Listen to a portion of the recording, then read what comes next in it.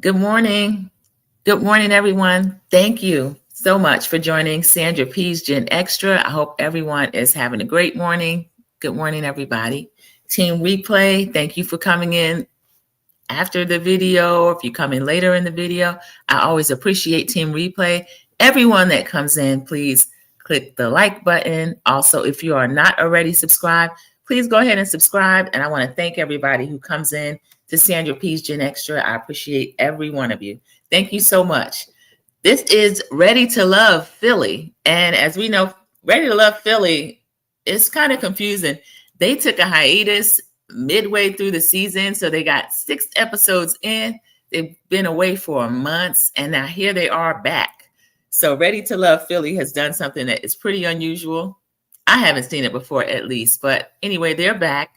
The singles are back. The single ladies, the single men are back, and they left on kind of a cliffhanger. Good morning, Sharon Gilbert. Thank you so much for coming in. I was speaking about Ready to Love that was kind of gone for months, and now it's back. And so this was kind of unusual for them to do this, but they have. So Ready to Love, and I have discovered that when I'm trying to share videos or something, it usually, it slows everything down.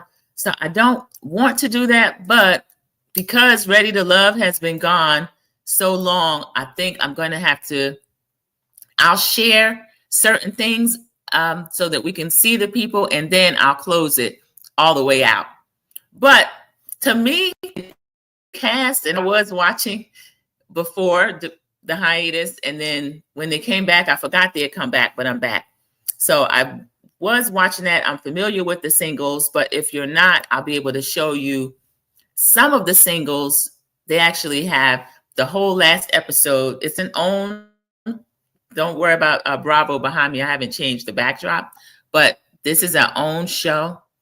They actually have a Ready to Love, the latest episode, over on YouTube. So it's season 10, episode 7. It's worth watching. It was a pretty good one. It was one of the Meet the Exes episodes. The women are supposed to bring exes from their past in, and I'm going to just share my screen so you just get a look at how that went this episode. One moment. Was anybody watching the Ready to? Okay, let's see. Excuse me, that was my old video. Let me go back, and if not, I just want to put this in. There was something that happened during this episode. It was kind of had the ick factor to it, but I don't know. Some of the men, there's one man, Jay, who kind of caught it for what it was at the time, but there was another one. All right, there was another man. The other man, I thought, did not take the situation as seriously, but as I describe it, you'll see. Oh, see that, and that was the danger of that. Sharon Gabo says she forgot all about that show. I think a lot of their viewers did too. TNTG Mom, good morning. Yeah, I think that's why maybe they have this free episode over here on YouTube, because it's worth watching. But that is such a strange way to do something. I don't know. Maybe they needed some more filming. This is Will Packer as well. Will Packer produced. We know nephew Tommy is back. He had a cancer situation that he was clearing up. Thankfully, he's cancer free. That was another season. So I'm not sure where this long hiatus came from in the middle of the season, but that is what they did. And I had never seen that done before. But hopefully they'll get the audience back. I see a handful of reviews out there. So we'll see what happens with that. I've never seen that done before, though. Okay, so this is Ready to Love, season 10, episode 7. And this is the Meet the Exes episode. I'm going to share my screen just so you get a look kind of where they left off at. And I can't play a lot of it because it's their own product over here. This is Fritz. That lovely lady is Rose. That fine man is Eddie. That's Sahara. And Fritz. No, it took me some time to get to the place that. So that is what they ended on. That's Khalil and Shanice. We're going to see Shanice too. I'm going to freeze it right there. And I'm going to stop sharing for now because I've noticed that when I share it, sometimes things start breaking up and everything. So I'm going to stop sharing for now. I just wanted you to get a quick look at the singles that were involved before I started reviewing. So they ended on a kind of a cliffhanger. So we had Eddie, we had Sahara meeting with Fritz. So the two men that were on the chopping block as they came back was Fritz and Eddie. So Fritz was the one with the kind of Killmonger hairstyle. And then Sahara is the really thin lady. She's a little forward and out front. And Fritz had been talking badly about Sahara in the last men's lounge. So that comes up when they're meeting. As we know, Ready to Love, or if you don't watch the show, Ready to Love is kind of it's male-centered because it's a Will Packer production, and he says that he wants men to be able to pick and choose when they date. So you'll kind of see it even the way the show's laid out. They have the men's lounge, they have a women's where they get together and meet to say what they think about the men, but it's mainly the men getting their pick, the men meeting the exes, all this sort of thing. But I still like to watch it. I enjoy watching it. So Fritz and Sahara are having their meeting. He's lying to her. No, I wasn't talking about you in the men's lounge. Now, Sahara is close with Kim. He's the bald-headed firefighter. And he already let her know that, yeah, Fritz be talking about you. Fritz didn't like Sahara. Sahara had a conversation with Fritz, and she thought the earth was flat. She kind of doubled down. So Fritz has certain thoughts in his head about Sahara. And that's fine. He doesn't have to like her. But when you go in the men's lounge, you try to defend the people that you like and that you still want there. And just this other person may be on your bottom. But I think Fritz went a step further. He was trying to get the other men to either look negatively on Sahara and vote her out, or just at least to view her negatively. I didn't like that about Fritz. And he was the one that was also, he said that he was into a polygamous lifestyle. But when he was pressed about it by the ladies, Rose in particular, he claimed that's not true. He never said that. Fritz was kind of there for TV, y'all. And I don't think that Fritz dates us or women like Sahara and Rose and the women that are on this show, if you know what I mean. But here he is. One of the moderators came in speaking to everyone. Good morning, CC. Thank you for coming in. This is Ready to Love. After their long hiatus, they're back. Okay, I have to find another placement for my channel name because I noticed when I put the comments up, or either I'll find another place for the comments. Oh, I know what I can do. There's a way for me to run them on the side. If I figure out how to do that again, then that won't cover up the channel name. And I appreciate my subscribers coming along for the journey with me because, as you know, it's just been a work in progress and a lot of learning. CC says that she couldn't speak yesterday because she was driving to TNTG Mom. Yeah, I do that a lot as well. Or sometimes I'll come in and I'll just be, my schedule's upside down. It's third shift. I may be laying down. I'll come in and speak, and then I don't really get to speak to everybody. But I don't want people to think, oh, she came in, she spoke to this or that one, and she didn't speak to me. Sometimes people are driving and that sort of thing. I think the number of people who deliberately don't speak is probably a way lower number than the people that they're just doing something else. So thank you, CC, for clearing that up. I think I'm trying to run the comments on the side, but I don't see them coming up. We'll see if they come up. Or they may only come up if they're actually enough comments running. So I'll show them on the stage if we get in conversation. All right, so Fritz, he and Sahara have that back and forth. Sahara's not playing with him, and she lets him know that that's the way the cookie crumbles. He's not ready to love, which I love, and she liked being able to do that. So Sahara's not above being a little bit petty. I do like when someone has conflict with another person, more than likely they send that person on the date. Now, OWN does this for fireworks, but they need to be careful with that. They had one season where the guy was very quickly, and he was almost cussing this girl out. No, he was cursing out. And then he wouldn't apologize. I'm not apologizing. She cussed me out. And she did cuss him out. It was the DC cast, Sabrina. But yeah, he did cuss her out. Thank you, Sharon Gobbo. Yeah, if it's a show I watch and I know I like to talk about it, it is content for my channel, and I do love speaking to the subscribers about it. And believe it or not, I end up attracting subscribers that they'll see the Ready to Love and go, oh, here's a recap. Let me look at that. So I appreciate that. She says, thank you for the recap, Sandra P., because I forget all about these people. Now it's coming back to me. Yeah, so we're remembering it. Eddie was the fine guy. He's a contractor. Eddie had a chance to sit down with Rose. Rose is the young lady. Rose comes across as, I don't know if she said she's a Christian, but she says she wants a man of God. Sometimes she'll wear this beautiful fro, and then other times she can wear her hair braided back as well. I may get to show a scene of her later. So Eddie, they did a joint elimination, which we didn't know what they were going to do. They sent Eddie home. I was surprised. I liked Eddie, but Rose was saying that the women talked about Eddie drinking. So they think Eddie was there for a party, y'all. And then there were rumors that Eddie was still probably dating a so-called ex. When I've seen men like Eddie, they are rarely single. He's in his late 30s. He is a contractor. He is tall, brown, fine. He's Calvin Lockhart fine. If y'all don't know who Calvin Lockhart is, I don't know if I ever mentioned him. He's this actor. He was in the 70s, 80s. He played the father in Coming to America, the African father, but he's from the Bahamas. Why am I going off on this Calvin Lockhart tangent? I know my sister's in the background laughing, but he was in the movie, a couple of gangster movies with, you remember when Sidney Poitier and Bill Cosby used to work together? And they had a handful of movies that did really well, because my father used to go and see them. And then also when it came a time that they would come out on video, he made sure we saw all the Black movies and anything like that. But Jimmy Walker was in a movie where he played this boxer, fantasy. He played a boxer, and the two couples are taking a trip to New Orleans, and they get caught up in this gangster type thing. So it was John Amos, which is one gangster, and then Biggie Smalls is the Calvin Lockhart character. He's fine. Eddie's Calvin Lockhart fine. So they eliminate Eddie. They said, the lady said he's been drinking. I've never been drunk on this show.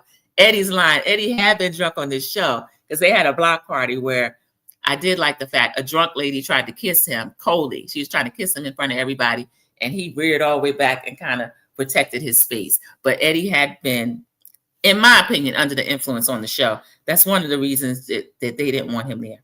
So Hussein, he's 42-year-old, tall, dark-skinned, very nice looking. He's meeting Angie's ex. Angie is the bartender.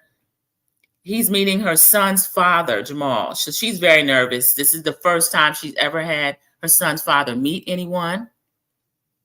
Sharon Godbolt confirms Calvin Lockhart's fine. Yeah. I don't see him fine like that anymore. I don't want to call it 70s fine or 80s fine. There's a thing now called 90s fine, but yeah, he's very fine. Because these men now, they're doing nips and tucks and doing things. You'll see a man, he'll look a little too perfect or pretty, and you'll find that they'll have little nips and tucks and stuff. The Calvin's just naturally fine. So Angie is telling Hussein that the reason why she broke up with her son's father is because he feels like she doesn't need him, and that she always tries to step up and do for self. A lot of women do have that problem. I don't call it a problem, but some people see it as a problem. Hussein said it's a red flag for him because he wants to be the man and he wants to support his woman. Angie says that it's not about her letting someone lead. She didn't feel like he would step up and do it. And then the ex, the son's father, jumps in with a story about Angie was in labor, y'all, and drove herself to the hospital. She wouldn't even let him drive her to the hospital. So it has to be, for me, maybe he wasn't dependable before, because it can't just be that. Why would a woman jump up in labor and drive herself to the hospital? Good morning, Mama Bees, or moderator Mama Bees came in. So sometimes these men will tell half the story, and Hussein sitting up here in confessional talking about that's a red flag. But there's a reason why Angie would do that. And Hussein is saying, let the man lead. That's a red flag. You can't let somebody lead. Leaders lead. I don't have to sit back. I'm going to let you lead. No, leaders lead. If you have to say that to someone, that's a red flag. Another ex date that we're meeting, we have Kiera. I might try to show some of this scene. Kiera is introducing her ex, Jules, to Jay. Now, this scene, y'all, this stood out. Kiera is the voluptuous, pretty brown-skinned lady. She wears her hair parted in the middle and fluffy on the side. Kiera's 33 years old, y'all. 33 years old. The ex is 42. Okay, there's a 9-year age difference. The ex tells us she's younger than my youngest sister. You remember Phaedra telling Nene, older than my oldest brother. So that means someone is, they're older. Or younger, significantly younger. She's younger than my youngest sister. Yeah, she used to have a little crush on me, but you know what? Nothing happening then. He's meeting with Jay. Jay has eyes like Omar Epps, but that's about it. He's a beautiful, sleepy eyes. He's dark skinned. He wears his hair braided back. And the braids are they're very little, but Jay likes his braids. One thing I like about Jay pumps himself up. He's one of them ones, I'm a king, I'm this, I'm that. This guy could be a goofy, he could be a lame. He said, he could be a thoroughbred like me. That's confessional Jay talking about Kiara's ex. So the ex, Jules is very nice looking, but Jules is, to me, kind of creepy, just the way he was talking about Kiara. So she was 9. The little sister is probably 10 or 11. He said younger than his younger sister. And this ninja's 18 years old, talking about she got a crush on him, but wasn't nothing happening yet. And y'all, this man proceeds to say, so I was just waiting, I was just waiting and watching. And so he's talking about Kiara. We used to go to church, and she was this humble little servant. Y'all, that's a big part of church lifestyle too. Certain churches, I'm not going to name all of these churches, but certain churches do that, where they're looking at little girls as potential mates when they get older, and sometimes not even when they get older. So that was very triggering, kind of creeped me out. And I was just like, ew. Jay caught it immediately. He was like, this guy been waiting in the wings since she's 9 years old. And then the guy also had a problem. Jay was like, well, I like the fact that she kind of bougie. What you think about that? He was like, no, she didn't used to be bougie. I knew her before she was carrying handbags and all this kind of stuff. She was an humble little servant. So Kiara starts to get upset. We see confessional Kiara going, he's kind of messing this up for me. I want him to kind of point out stuff about Jay to me, not kind of say he still may be interested. It comes out that he's been waiting in the wings for Kiara. He said that he would wait until he's 80 years old for Kiara. So that was really strange and weird. So we had the other dates going on. Now, some of these women were not bringing their exes to meet these men. Deanna was the short blonde hair firefighter. Deanna had a date with Naeem. Y'all, Naeem is on this dating show. He is seriously here. This man has 5 children and 3 mothers. So I don't take Naeem seriously. And I don't think that the women are taking Naeem seriously either. And they shouldn't. If they are taking him seriously, don't take Naeem seriously. 5 children and 3 mothers. So he's meeting with Deanna. And there's someone else on their date. It'll come to me who else was on their date. We also had a separate date with 3 people. We had Cisco, Khalil, and Shanice. And Shanice and Cisco, we saw them before the show went off for their long hiatus. They went on that body painting date. Cisco is a very attractive, they've had 41, they've had 42 years old. So I don't know if he had a birthday. His job title, I don't understand. Some type of residential counselor or diversionary something. But then it came out, he was crying to Tay that he is actually unhoused or living in a room or the Y or something. He was also crying to one of the other women, I think Shanice, that he's no longer on speaking terms with his mother, and that's something he wants to get back together. Yeah, Cisco is not ready to love. He is very attractive, but he should not be out here trying to date. He got other things, life things that he needs to focus on. Sharon Gobble said that's creepy and he's creepy. Yeah, if you have time to watch this show, it's worth watching. It's only 40-something minutes, but it's over here on YouTube. I guess they're trying to get people back since they took this long hiatus. But it's in season 10. It's episode 7. Ugh, this man. I couldn't believe it because I knew that happened. I've honestly experienced that before. People will call you a play wife, and when you get older, this and that. You have to be really careful and watch that when people are doing that around little girls. It's not good. So we had Sahara have a date with Cam. Sahara she comes up to the date. She doesn't have an ex. Cam's like, Sahara didn't bring an ex. Sahara said, I don't really have exes. She said, my only ex that I have is deceased. And then she starts telling us this story where she wants to be soft, but her ex and any ex that she ever had treat her rough. So I don't know if Sahara's living street life or if she just came apart. I don't know, but she kind of tugged my heartstrings. And Cam as well. Cam is a firefighter. Cam got a little bit of red pill in him, though. You got to watch Cam, certain things that he'll say. But his confessional Cam was very understanding towards Sahara. He said, I feel like she deserved to be loved and live soft. And I want to be able to give that to her. So she was telling Cam about her past. And he said, well, I'm going to ask you all the questions because you didn't bring an ex. I can ask you all the questions. I like the chemistry between Cam and Sahara. The other interest to Cam is Rose.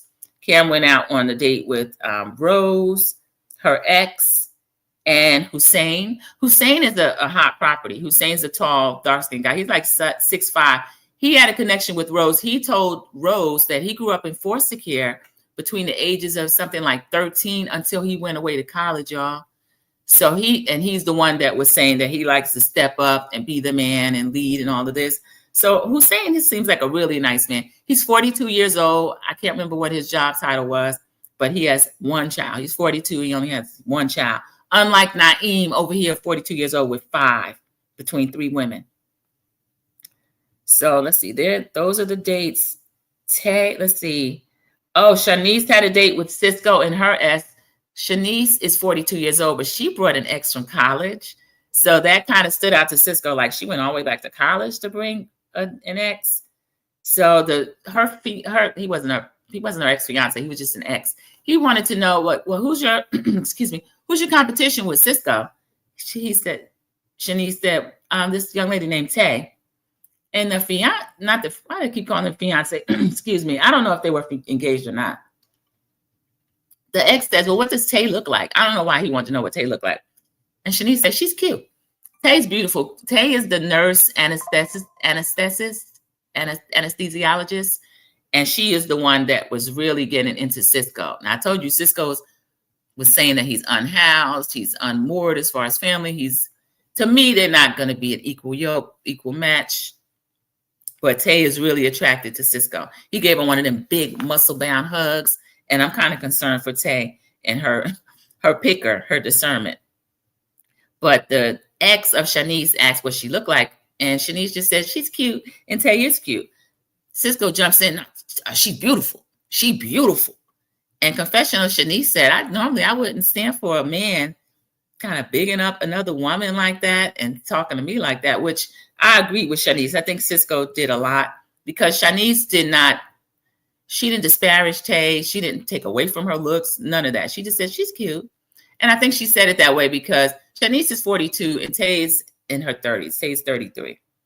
Of course, Cisco, with the men, that doesn't matter. The 40-something-year-old men, they still flying up in the 30-something-year-old women's faces, particularly the man that came back and we find out he's still watching this girl from when she was 9 years old up to 33. So Hussein and Rose meet with her ex, Kaylon. He wants to know if they have kissed yet. Hussein and Rose said no, they're taking things very slowly. And so they're not at a kissing stage yet, which I do like that for Hussein and Rose. I like them together. Cam was a big interest of Rose as well, the firefighter. But I don't know. Cam is I said he's a little red pill. Confessional Cam, he shows up to the date as well, but then he says, I feel like Rose tried to be perfect, like she can do no wrong. He's trying to dig up dirt, really, which I don't think that's what the ex date is for. It's just for maybe red flags or things that may not be compatible with you. Because one person's trash is another one's treasure. I don't think it's digging up dirt, but that's the mindset Cam approached it with. And I think he has a stronger and deeper connection with Sahara than he does Rose anyway. So Kaylon said that the reason that they broke up was because he has 3 kids that kind of stopped him from doing what he needed to do for Rose. So Rose should have said good riddance. I mean, you over here with 3 kids. Rose has 1 son. So that's not even Brady Bunch. That's too much. I think things should be more equal. If she had 3 and he had 3, that's a lot of kids, but I could see that. So Hussein says he's not threatened as long as, they just remain friends. It's not like you have an ex kind of waiting until things go wrong, like the other guy over here with Kiera. So we get confessional Cam again, kind of complaining about how Kayla he's lifting Rose up. She's a good woman. It was me, the reason why we didn't work out. I didn't see a problem with him doing that. And Cam brings up, what about church? Because I don't really believe in church. And then Jalen is saying, well, Rose she's spiritual, but if you don't go to church, I don't think she'll make a big deal about that. He said he didn't really go. Rose says she's the most understanding, down-to-earth person in the world. If he wants to go to church, he can go to church. Now, I don't know. Rose can be a little bit judgy because in one of the past episodes, Fred, so one of them was talking about surrogacy and Rose was against it. Is that a thing now, y'all? People are against. We have Martina Navratilova over here on Real Housewives of Miami. she put out some statements against surrogacy. Like, you can't have everything. Sometimes you just, if it's not for you, it's not for you. But the thing about it is, Martina Navratilova have adopted two children. She's 68 years old. You wouldn't be able to have children of your own at 68, and you're married to a woman, so y'all couldn't have children in any case, yet you're against surrogacy. So, and now Rose is a big time Christian. Well, she didn't say she's a big time Christian, but she's into church, and she's made kind of remarks about surrogacy. I didn't know that was a thing, but I'm hearing more about it now. I didn't know that was a thing. I think any way someone can get a child that they're going to love, more power to them. So Khalil is in a kind of a triangle, love triangle, I would say, with Tay and Cisco. But y'all, what I didn't know is that Khalil and Tay are getting closer. I have to find and kind of push up a short video I had about Tay and Cisco, warning Tay that Cisco's not ready to love. Because as I said, Tay is a nurse. She's 33. Cisco's 42. He's unhoused. He's not really grounded. But she is kind of getting more chemistry toward Khalil, which I'm happy for Tay. I like Khalil for Tay more. During their date, though, one thing I didn't like, Khalil was asking Tay, Tay didn't bring an ex either, y'all. She said that all of her exes were in new relationships and she wanted to respect that. So these women didn't care nothing about what nephew Tommy said. They were just putting their own spin on the ex kind of challenge or ex episode. So the new relationships that they're in, she wanted to respect them. I'm sure they appreciate that, Tay. Tay is a pretty lady. So Khalil asks, what don't you want? Tay says she doesn't like snoring. Cisco's like, well, I snore. I snore. She's like, well, kind of how loud is it? And he kind of mimics his snore. Too loud. Oh, no. Cisco has all kind of red flags. I'm sorry, I didn't put this on do not disturb. Hopefully it won't come back through. So Cisco says he's a snorer. Khalil asks how often she have intimacy during her relationship. She's saying every day. Tay started stuttering though, so Cisco immediately started making fun of her. I like the camaraderie among this cast. Even when they're interested in the same person, it's not too much where they're kind of against each other or anything. The only one that was trying to do that was Fritz, and he's gone. He got up out of here at the beginning of the episode. We get confessional Cisco, who says he's starting to feel like a third wheel. He notices that Tay's body language and everything about her was kind of leaning toward Khalil, literally leaning toward Khalil. And it was. And I'm glad to see that. I don't think that Tay and Cisco, because of his life circumstances, are a match. Cam and Angie date. Angie's the bartender. And Angie didn't bring her child's father to this date with Cam. And also I'm noticing that Cam is the only one that brings flowers or anything to any of the dates. So that was really sweet of Cam. And they started building their connection during the block party. Angie says that she declined to bring the son's dad because she'd have a deeper connection with her and Hussein. So Cam is kind of upset about it. It's not a situation like not a situation like Sahara where she has no exes. Angie deliberately chose to not bring her ex to this date. So Cam is feeling a little bit cheated out of the experience because Angie did bring her ex to another date that she had. So Deanna is the firefighter. She shows up. She says that she's dating Naeem and Khalil. And they're like, where's the ex? She said her and her ex didn't end on good terms. They get in the confessional and say, oh, that's a red flag. Deanna, as you know, we have met her before in the first few episodes. And she's kind of assertive. Some people may call her aggressive. And the men all pause, okay, when Deanna walked into the room. I remember the first episode. Everybody was attracted to Deanna. They found out she's a firefighter. She got this short, blonde, wavy cut, big show. Deanna is like a brick house. But the thing about Deanna is she's very short. She's very to the point, and the men started to be kind of intimidated by her. And I think she gets a kick out of that. Yeah, men are intimidated by me. But I don't think that these men are liking that at all. And the fact that she can't even get an ex to show up because it ended so badly, the men are taking that as a red flag. So I wonder if Deanna going to be on the bottom. She's telling them that 3 strikes you're out. You know, she's telling them all about her past relationships. And the men are saying that they kind of knew that about Deanna, but it is a red flag to them.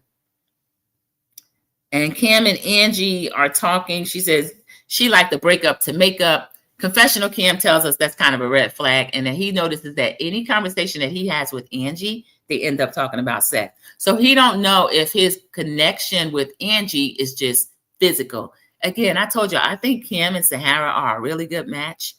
And I think that initially I thought Kim and Rose. Now I think Kim and Sahara. And I would like Kim and Sahara together. If Kim can be soft enough to really take care of Sahara. Because like I said, he's kind of red pill. Some of those men are like 50-50, you're going to pay 50-50 and everything I do, you're going to do and all this kind of stuff. I'm not into that at all. Some of these young ladies, I think they're not into that anymore either. That's crazy. Okay, so they have the men's vault. They all go in the vault. This is where the men get together. They download all the date information to Tommy, to each other, so they can see where the ladies stand and see who they're going to kind of put at the bottom or put at the top. And Tommy even uses that phraseology. So who's your top? Who's on the bottom for you? So I like the men's vault. It's like a bunch of confessionals, but they're all talking together. So Jay talks about Kiera and her strange ex. This isn't allegedly, and in my opinion, Jay got kind of the same vibes that I got from this ex.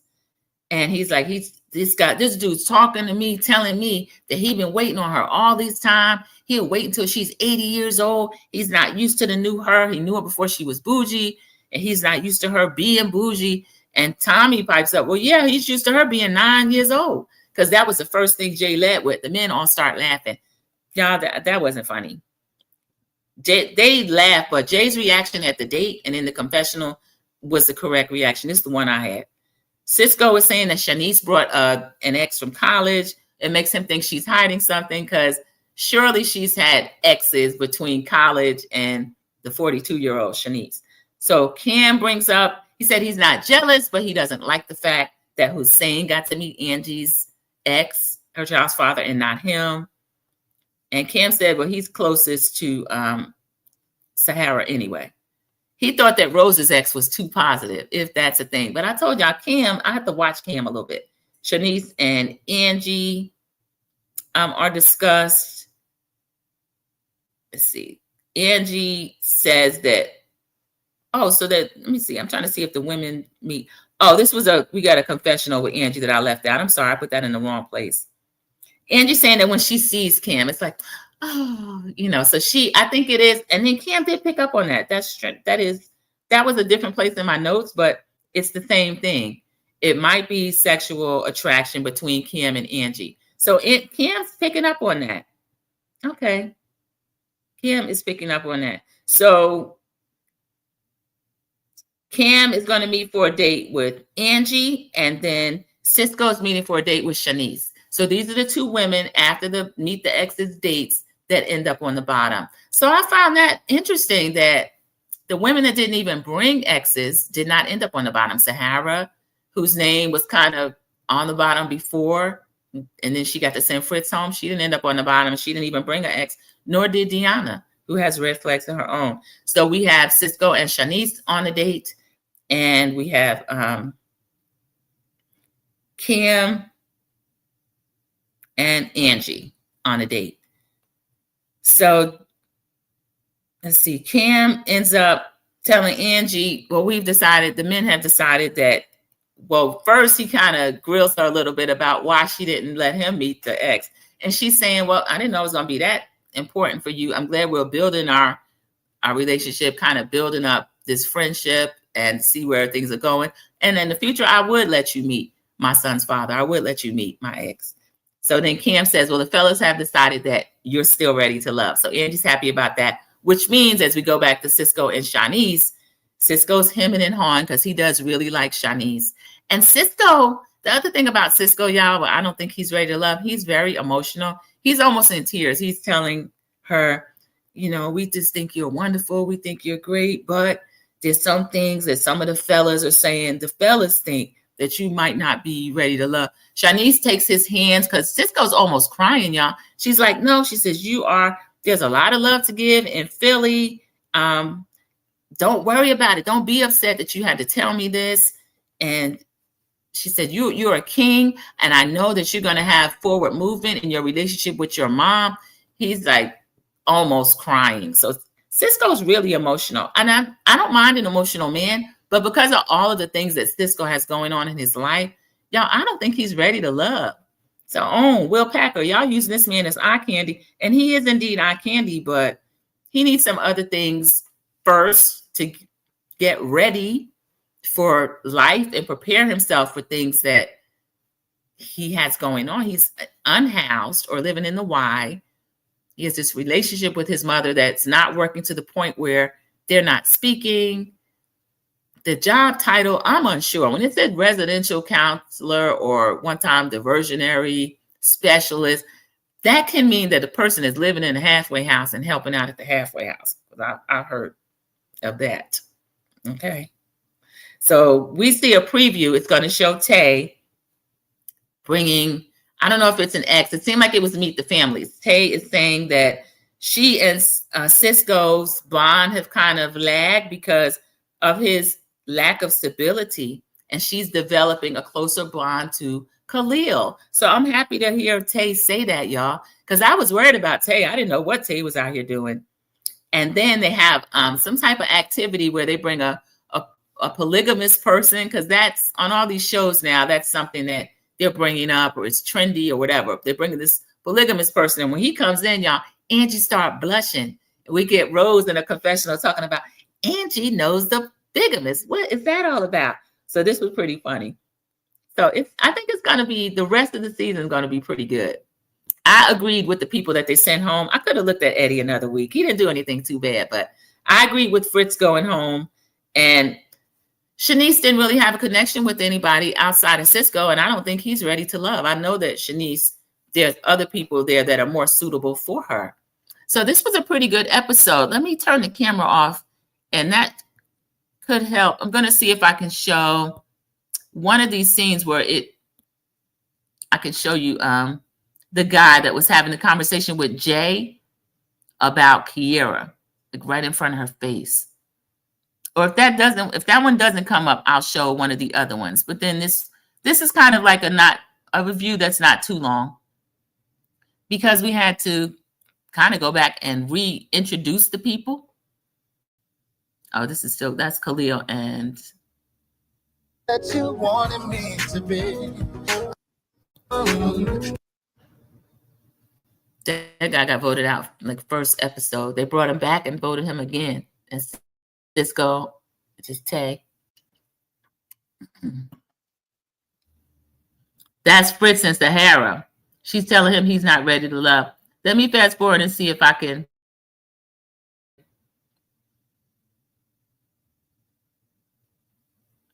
I want y'all to see who the men are.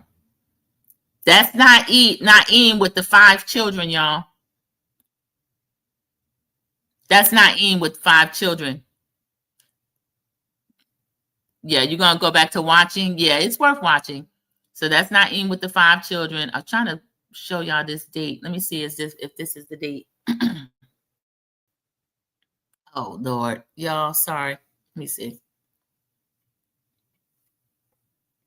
Okay, if it's not easy to get to, I will find the clips on Instagram, and then I'll go ahead and do another short video. Okay, here's Kiera. I am about to meet up with Jay to introduce him to my ex, Jules, and I am scared. Hello.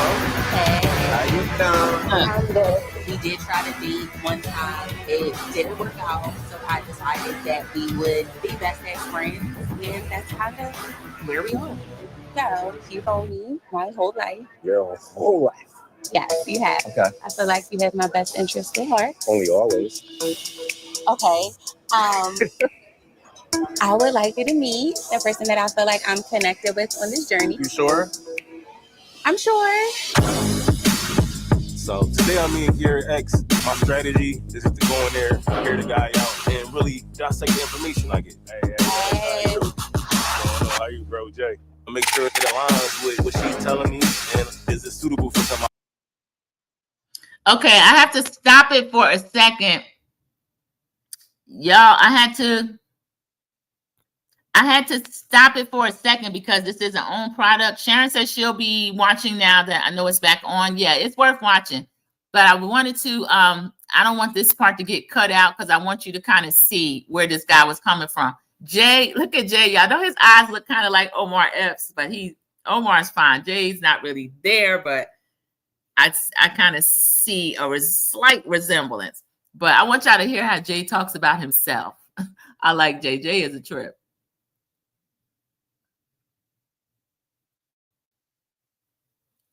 I want to go forward with. Hey, how you? I'm interested to see what type of guy Sierra is into. Could be a clown, could be a goofy, you know what I mean? Or when we were younger, she had a little crush on me, right? Mm-hmm. Now, of course, she was a couple years younger than my younger sister, so there's no moves to be made at that time. Right. So I always kept my eye on her, you know what I'm saying? Like, when the opportunity presented itself, once she became of age, I hopped on that joint. She had a crush on you when she was little, but y'all 9 years apart. So when she was 9, you was 18. So the math wasn't math for me. So tell me about yourself, man. Like, what you think the connection is between you and kid? Okay, now let me see. Stop. All right, y'all. Did y'all hear what that fool said? Did you think that Jay was overreacting, or the math wasn't mathing for me either, y'all? I didn't like that. And the fact that Kiera still has him in her life, and then we find out that he's kind of waiting in the wings. I don't know. I didn't like that. And I didn't feel like Ready to Love, even in the men's lounge, that they took it seriously. They were laughing about it. So I just wanted y'all to see that part. But if you haven't watched it, it is back after its half season, the hiatus. It's back. So then that episode, the full episode, is on YouTube, and you can actually kind of just pick up where you left out. Yeah, Sharon.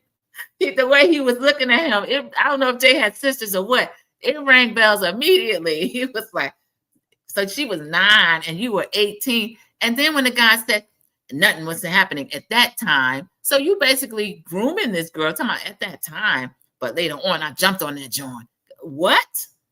But I'm glad that Jay was like, he could kind of see what was up. Okay, so now Sharon Goble's going to pick it back up that is back. So those of you that haven't picked it up yet, this episode, the latest episode, is on YouTube, the full episode. It is the OWN show, Ready to Love Philly, Season 10, Episode 7. So this is just my recap, opinions. Thank you all for stopping by the live recap review. If you're Team Replay, thank you so much. Anyone, please click the like button. And also, if you're not already subscribed, go ahead and subscribe. But it was a pretty good episode this week. It's worth picking back up, even if you forgot about it. Like Sharon, I forgot about it too. And then I started hearing about it and that it was being reviewed again. I said, let me jump in here because I was already watching it, get my recap. Cece, thank you so much. You have a blessed day as well. And everyone, I will see you in the YouTube streets. Thank you. Goodbye.